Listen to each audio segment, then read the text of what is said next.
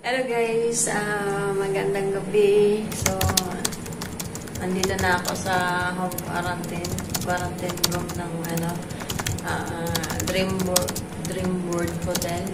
So, ito yung kwarto ko sa airport pa lang. So, yun nga, update lang ako guys. Okay naman yung kwarto guys. Kaso lang, mahina yung wifi dito guys. Tapos, hindi rin yung SIM card. Meron binibenta dun sa bus na SIM card. Grabe ang mahal guys ng SIM card sa yung nagbebenta sa bus. 250 yung SIM card na lahat ng network, 250 binibenta ni Manong driver ata yun. So, actually lang naman yun, 100 pag load may kasama na siyang 100 na load, tapos bali 150 yung SIM card. So, hindi ko rin siya magagamit guys kasi wala nga sana smart na lang yung pinuha ko kasi kahit pa paano may signal dito yung smart. So, useless din ng tulog yung yung kinuha ko. So, ayun nga guys, so far, kanina nagbigay sila ng pagkain guys. Isang perasong chicken na adobo tsaka isang cup na na rice. So, okay naman kahit paano. Okay na kahit paano. So, ito, nagbibigay sila ng 5 liters guys na tubig na rasyon hanggang sa 5 araw. So, yan. Tapos, meron siyang isang baso. Yun. Meron binigay na sabon ulit. So, kung uwi ka, dapat magdala ka na rin ng sarili mong sabon kung gusto mo. Ako meron akong sabon, meron akong sabon. So, toothpaste, nagbigay naman sila ng toothpaste. Yung toothbrush nila, pambata lang, hindi magagamit. So, kung may toothbrush ka naman, so okay na. So, yun lang guys. Good morning guys. Ayan, umaga na tayo guys. Unang araw ng quarantine natin guys. Almusal na. So, ayan, good morning guys. 6 AM. Update lang ako. Pakita ko lang sa inyo guys kung ano yung binibigyan nila dito na almusal. Ito yung pagkain sa quarantine namin guys. So, kain na tayo. So, nung nag-turbo sila, pag-open ko is wala na. So, nangingi sana ako ng kape. So, wala naman. Sana may kape na. So, guys, ito yung naupo ako dun sa may mesa. Biglang bumagsak yung cover ng aircon. Sabi, linisan na daw kasi napakalimit na guys. So, kailangan na linisan yung aircon. Kaya kung hindi pa ako makakauwi,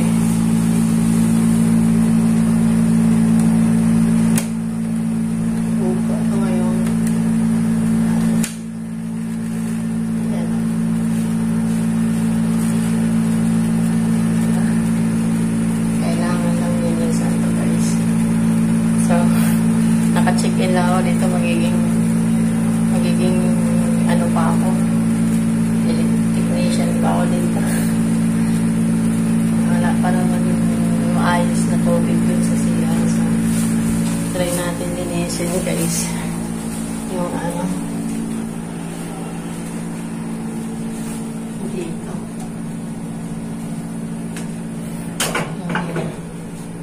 Linisin natin guys. Sabay guys, linisin ko muna para pagbayad sa pag-stay ko dito. So, guys.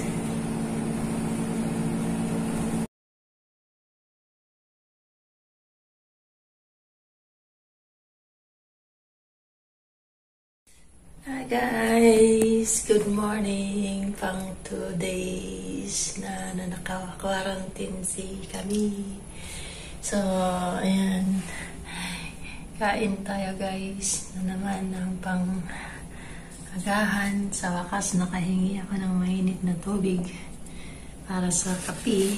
So, ngayon, ang pagkain natin is katulad din ng nakaraan.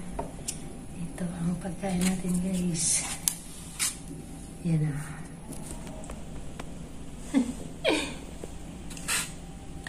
Ayan. So yan guys, ang kaganapan dito sa quarantine. So para okay naman po sila, yung mga assistant kapag may kailangan ka, binibigay naman agad nila. So yun guys, kaya lang medyo boring talaga. Tsaka mahina yung signal dito sa wifi. So yun guys, sana pagka yung maganda yung hotel yung mapuntahan nyo. Dito kasi boring guys. So yun guys, kain na tayo guys. Tingnan natin yung presyo ng pagkain dito sa hotel. Ayan o.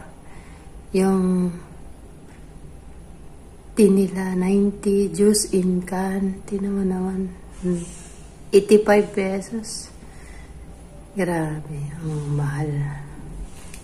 Tumawag sa akin yung hotel, tinatanong ako kung mag-order daw ako ng pagkain. Ang mahal ng mga pagkain nila. Yan natin.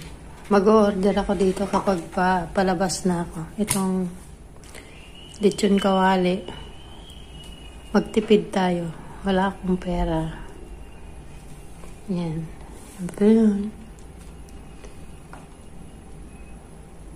Tsaka, ito, pansit, 90. Gisadong bihon at kanton.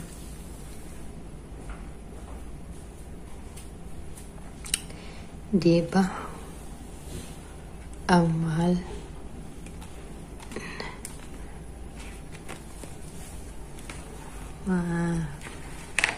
Paninda nila.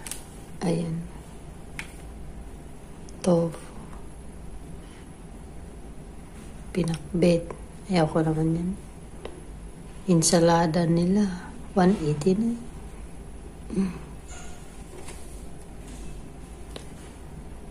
Adobong kangkong. 120. Ito.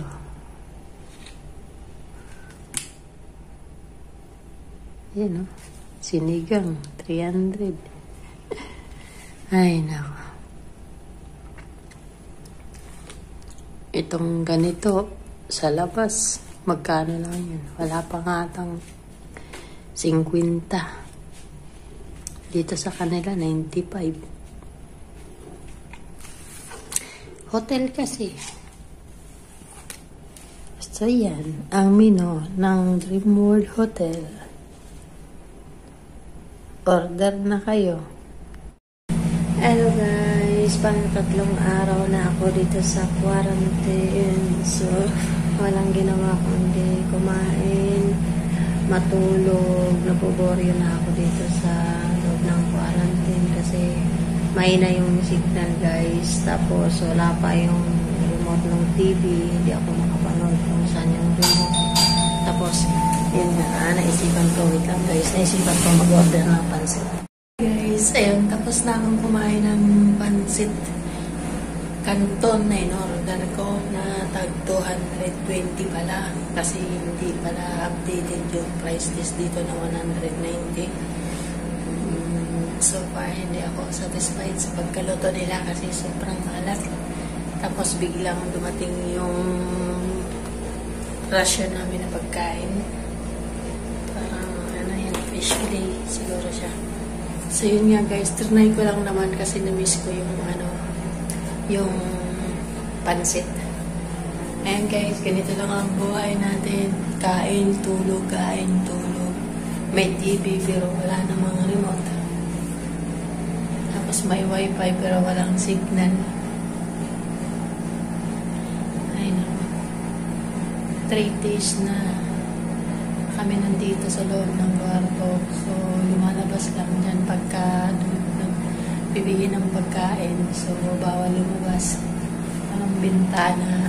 So, nakaka-boring talaga guys yung quarantine.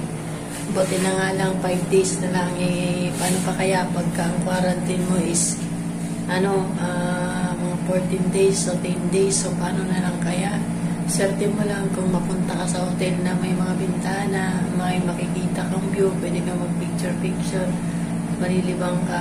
So, yun nga sa mga uuwi na magka-quarantine, advice ko na lang kung gusto nyo, kasi dito mahal talaga po guys yung pagkain nila sa hotel, which is may pagkain naman na binibigay.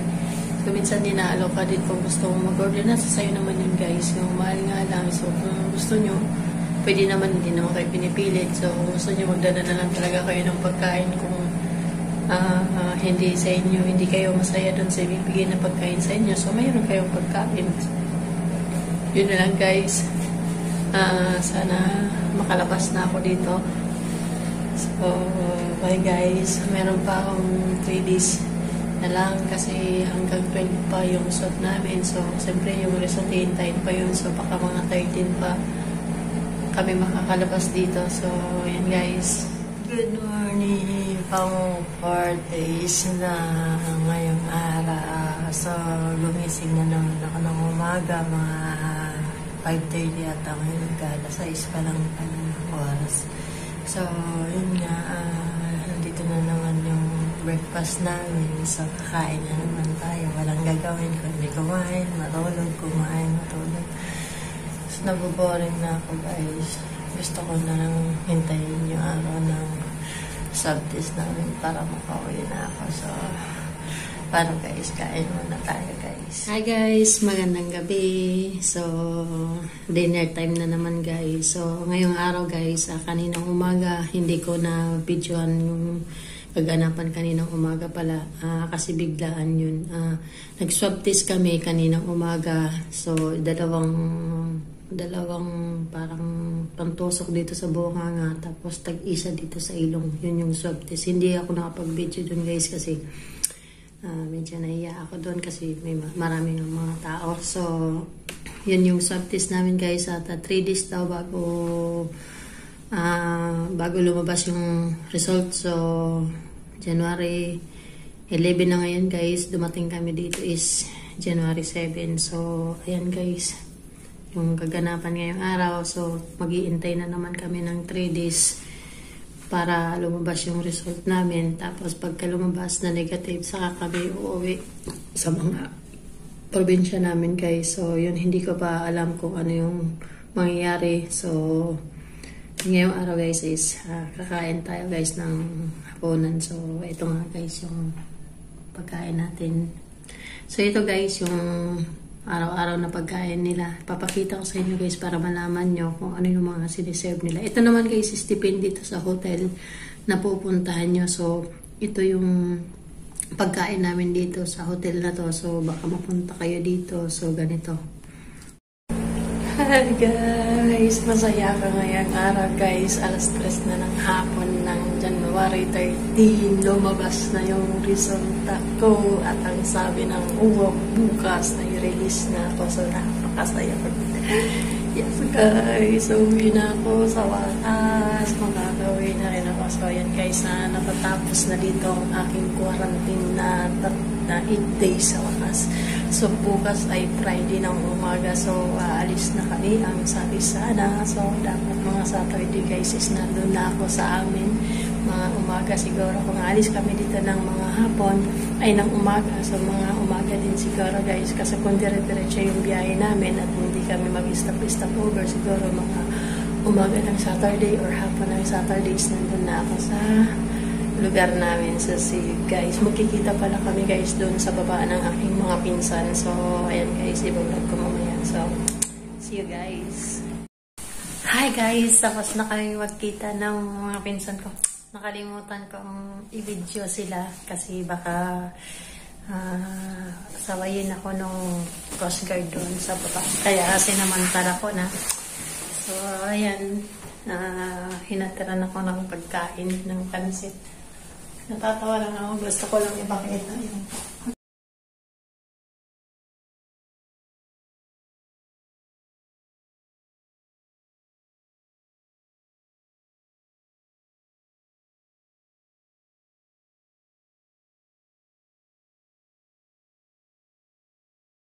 kanina yung bag ko. Pagtingin ko, may ipis din. Shit eh. Nandito pa naman yung toothbrush ko. Binabad ko tuloy sa mainit na tubig yung ano, yung toothbrush ko kasi baka kapitan ng ng bayar pinsan ko. So, lalagyan ko pala to. So, nakita ko kasi yung bag ko may ipis siya guys sa loob. Nandun yung toothbrush ko. Baka ito yung inis. Good morning guys. So ngayong araw guys is January 14. So ngayong araw guys kami uuwi at lalabas na ng hotel. So yun ang sabi ng OWA na mag-ready na ako ng umaga. So ayun guys, kakain naman na tayo. Tapos saka tayo maliligo. Tapos mag-bihis na tayo guys. So, good luck guys sa aking biyahe mamaya lang. So, paano guys? Natapos ko rin, graduate na ako sa home quarantine guys. Lalabas na tayo. So, see you guys sa travel ko papuntang Samar. So, God bless guys. So, wakas nakatapos din ako. So, ngayon guys, mag-almusal naman na tayo. So, paano guys? Ito yung aking last day dito sa bahay na to. So, ayan guys. Kain muna tayo guys. Hindi ko na ito guys yung pagkain natin. Hindi ko na videohin ang aking pagkain guys para matapos tayo agad. Bye guys. Hello guys. Good morning again. So, ayan naka-ready na ako sa aking outfit pa alis. So, kahit na wala pang tawag yung OWA. So, para pag sinabi niya, sige, alis na tayo. So, ready na ako. Diba, ganyan ako ka-early mag-ready. So, nakabihis na tayo. Nakakain na ako. So, waiting na lang for the call. So, ayan guys. Ngayong araw kami aalis. So, ayan guys. Maraming salamat sa inyong mga panonood. And nga pala guys, please, kung hindi ka pa nakasubscribe sa aking channel, please subscribe my channel and click the notification down below para sa mga susunod na update ko ay ma-notify po kayo. Guys, abangan nyo yung aking surprise prank sa pamilya ko. Hindi ako nakatulog kagabi masyado kasi kaiisip sa utak ko kung ano yung mga plano, yung mga kaganapan na dapat ini-expect kong mangyari doon sa plano ko. So sana kung ano man yung nasa utak ko, yun yung mangyari doon sa plano ko. So ayan guys, iniisip ko na kung ano yung magiging reaksyon ng aking kapatid at ng aking ina at ng aking anak kasi nag-usap pa lang kami kagabi. Ang alam nila is nandun ako sa Saudi. So hindi nila alam na uuwi na pala ako o nandito na ako sa Pilipinas. So sa'yo guys, paano ba yan? So excited na ako. Sobrang excited na ako na makita yung reaction nila na nandito na pala ako sa Pilipinas. So abangan nyo guys yung aking prank surprise sa aking pamilya. So sa'yo guys.